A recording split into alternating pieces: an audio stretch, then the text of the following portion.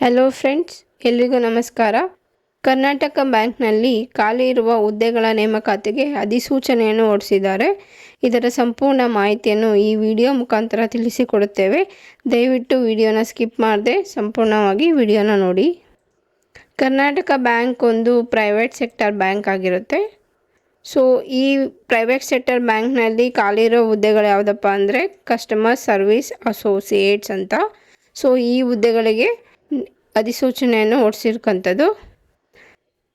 ಯಾರೆಲ್ಲ ಎಲಿಜಿಬಲ್ ಇದ್ದಾರೆ ಅಪ್ಲೈ ಮಾಡೋದಕ್ಕೆ ಅಂದರೆ ಕ್ವಾಲಿಫಿಕೇಷನ್ ನೋಡೋದಾದರೆ ಗ್ರ್ಯಾಜುಯೇಷನ್ ಆಗಿರಬೇಕು. ಸೊ ಯಾವುದೇ ಪದವಿಯನ್ನು ಹೊಂದಿದ್ರೂ ಕೂಡ ಈ ಒಂದು ಹುದ್ದೆಗೆ ಅಪ್ಲೈಯನ್ನು ಮಾಡ್ಬೋದಾಗಿರುತ್ತೆ.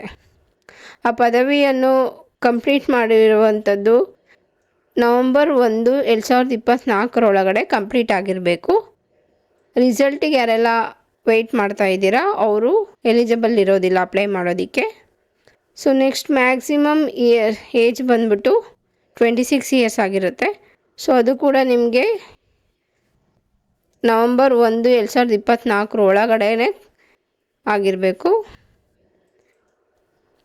ನೀವು ಯಾರೆಲ್ಲ 1998 ಒಳಗಡೆ ಹುಟ್ಟಿರ್ತೀರ ಅಂದರೆ ಅರ್ಲಿಯರ್ 97, ಅರ್ಲಿಯರ್ 98 ಅರ್ಲಿಯರ್ ಹುಟ್ಟಿರ್ತೀರ ಅವ್ರಿಗೆಲ್ಲ ಎಲಿಜಿಬಿಲಿಟಿ ಇರೋದಿಲ್ಲ.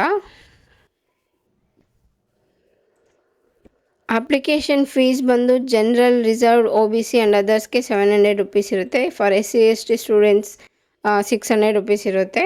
ಸೊ ಇದು ನಾನ್ ರಿಫಂಡಬಲ್ ಆಗಿರುತ್ತೆ ಅಂತ ಹೇಳಿದ್ದಾರೆ.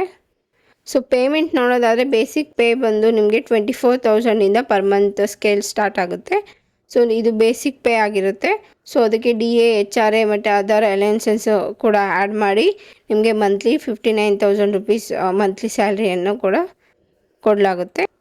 ಸೆಲೆಕ್ಷನ್ ನೋಡೋದಾದರೆ ಆನ್ಲೈನ್ ಟೆಸ್ಟ್ ಮುಖಾಂತರ ನಿಮಗೆ ಸೆಲೆಕ್ಷನ್ ಪ್ರೊಸೆಸ್ ಇರುತ್ತೆ. ಸೊ ನಿಮಗೆ ಆನ್ಲೈನ್ ಟೆಸ್ಟ್ನ ಎಲ್ಲಿ ಕಂಡಕ್ಟ್ ಮಾಡ್ತಾರೆ ಅನ್ನೋದಾದರೆ ಕರ್ನಾಟಕದಲ್ಲಿ ಬಂದು ಬೆಂಗಳೂರು, ಧಾರವಾಡ, ಹುಬ್ಬಳ್ಳಿ, ಮೈಸೂರು, ಶಿವಮೊಗ್ಗ, ಮಂಗಳೂರು ಮತ್ತು ಕಲಬುರಗಿಯಲ್ಲಿ ಆನ್ಲೈನ್ ಸೆಂಟರ್ಸ್ ಇರುತ್ತೆ ಎಕ್ಸಾಮ್ನ ಬರೆಯೋದಕ್ಕೆ. ನೀವು ಇಷ್ಟು ಸೆಂಟರ್ಸ್ನ ಮಾತ್ರ ಅಪ್ ಮಾಡ್ಕೊಳ್ಳೋದಕ್ಕೆ ಸಾಧ್ಯ ಆಗುತ್ತೆ ಕರ್ನಾಟಕದಲ್ಲಿ ಎಕ್ಸಾಮ್ ಬರೆಯೋರಾಗಿದ್ದರೆ. ಆನ್ಲೈನ್ ಟೆಸ್ಟಲ್ಲಿ ಯಾರೆಲ್ಲ ಪಾಸ್ ಆಗಿರ್ತಾರೆ ಅವ್ರನ್ನ ಇಂಟರ್ವ್ಯೂಗೆ ಕಾಲ್ ಫಾರ್ ಮಾಡಲಾಗುತ್ತೆ. ಸೊ ಇಂಟರ್ವ್ಯೂ ಬಂದ್ಬಿಟ್ಟು ನಿಮಗೆ ಮಂಗಳೂರಲ್ಲಿ ಇರುತ್ತೆ. ಮಂಗಳೂರು ಬಂದು ಹೆಡ್ ಆಫೀಸ್ ಆಗಿರೋದ್ರಿಂದ ಅಥವಾ ಅದರ್ ಪ್ಲೇಸ್ ಆಗಿದ್ದರೆ ಅದು ಡಿಸೈಡೆಡ್ ಬೈ ದ ಬ್ಯಾಂಕ್ ಅಂತ ಹೇಳಿದ್ದಾರೆ. ಸೊ ನೆಕ್ಸ್ಟು ಟ್ರೈನಿಂಗ್ ಇರುತ್ತೆ. ನಿಮಗೆ ಇಂಟರ್ವ್ಯೂನಲ್ಲಿ ಸೆಲೆಕ್ಟ್ ಆದರೆ ಟ್ರೈನಿಂಗ್ ಪ್ರೋಗ್ರಾಮ್ ಇರುತ್ತೆ, ಇಂಡಕ್ಷನ್ ಟ್ರೈನಿಂಗ್ ಪ್ರೋಗ್ರಾಮು. ಅದು ಕೂಡ ಮಂಗಳೂರಲ್ಲಿ ಇರ್ಬೋದು ಅಥವಾ ಎನಿ ಅದರ್ ಪ್ಲೇಸ್ ಆದರೆ ಡಿಸೈಡೆಡ್ ಬೈ ದ ಬ್ಯಾಂಕ್ ಅಂತ ಹೇಳಿದ್ದಾರೆ. ಅದು 6 ಮಂತ್ ಪ್ರೊಬೇಷನ್ ಪೀರಿಯಡ್ ಇರುತ್ತೆ. So satisfactory completion of 6 month ಆದಮೇಲೆ ನಿಮಗೆ ಸರ್ವೀಸಸ್ನ ಕನ್ಫರ್ಮ್ ಮಾಡ್ತಾರೆ. ಬ್ಯಾಂಕಲ್ಲಿ ಪರ್ಮನೆಂಟ್ ಎಂಪ್ಲಾಯಿ ಅಂತ ಹೇಳಿ ಕನ್ಫರ್ಮ್ ಮಾಡ್ತಾರೆ.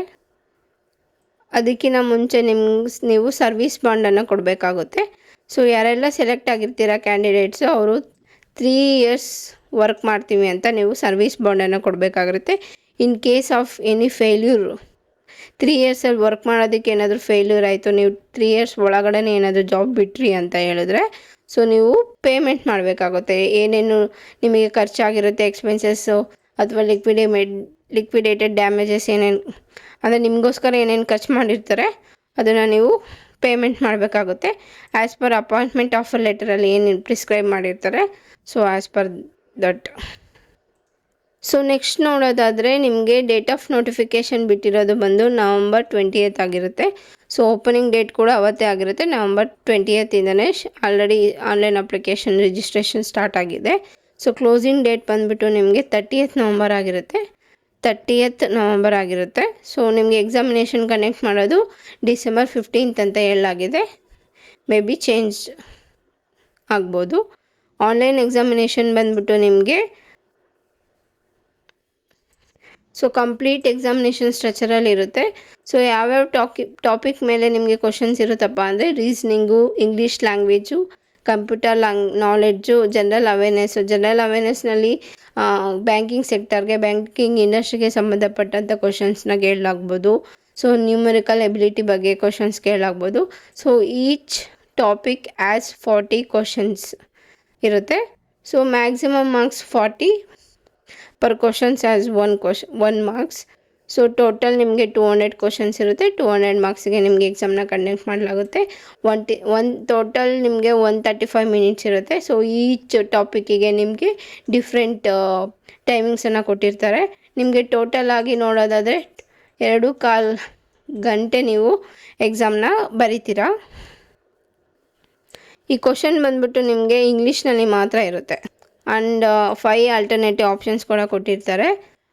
ಕ್ವಶನ್ ಏನಾದರೂ ತಪ್ಪಿದರೆ ರಾಂಗ್ ಆನ್ಸರ್ಗೆ ನಿಮಗೆ 1/4 ಮಾರ್ಕ್ಸ್ ಡಿಡಕ್ಟ್ ಆಗುತ್ತೆ ಅಂತ ಕೂಡ ಹೇಳಿದ್ದಾರೆ.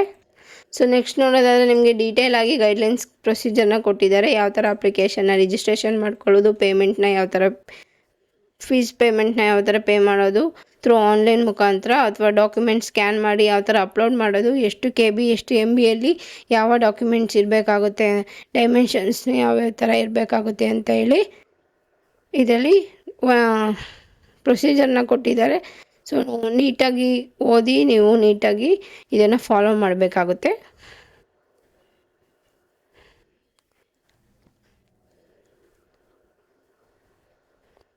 ಸೊ ನೆಕ್ಸ್ಟ್ ನೋಡೋದಾದರೆ ನಿಮಗೆ ಎಕ್ಸಾಮ್ ಸೆಂಟರ್ಸ್ಗೆ ಅಥವಾ ಇಂಟರ್ವ್ಯೂಗೆ ಹೋಗೋದಕ್ಕಿಂತ ಮುಂಚೆ ಕಾಲ್ ಲೆಟರನ್ನು ಡೌನ್ಲೋಡ್ ಮಾಡಿಕೊಂಡು ನೀವು ಕಾಲ್ ಲೆಟರನ್ನು ಕಾಪಿನ ತೊಗೊಂಡು ಹೋಗಬೇಕಾಗುತ್ತೆ. ಸೊ ನೆಕ್ಸ್ಟ್ ಒರಿಜಿನಲ್ ಕಾಪಿ ಅಥವಾ photo copy of valid identity proof ತೊಗೊಂಡು ಹೋಗಬೇಕಾಗುತ್ತೆ. Like PAN card, passport, permanent driving licence, voters ID, bank passbook ಅಥವಾ ಆಧಾರ್ ಕಾರ್ಡ್. ಈ ಥರ ನಿಮ್ಮ identity proof, original ID proof with photo copy ತೊಗೊಂಡು ಹೋಗಬೇಕಾಗುತ್ತೆ. ಇದಿಷ್ಟು ಕರ್ನಾಟಕ ಬ್ಯಾಂಕ್ ನೇಮಕಾತಿಗೆ ಸಂಬಂಧಪಟ್ಟಂತೆ ವಿಷಯಗಳು. ಯಾರಿಗೆಲ್ಲ ಈ ವಿಡಿಯೋ ಇಷ್ಟ ಆಯಿತು ಅಂದರೆ ಲೈಕ್ ಮಾಡಿ, ಶೇರ್ ಮಾಡಿ, ಸಬ್ಸ್ಕ್ರೈಬ್ ಮಾಡಿ ಮತ್ತು ನಮ್ಮ ಚಾನಲ್ಗೆ ಸಪೋರ್ಟ್ ಮಾಡಿ. ಧನ್ಯವಾದಗಳು.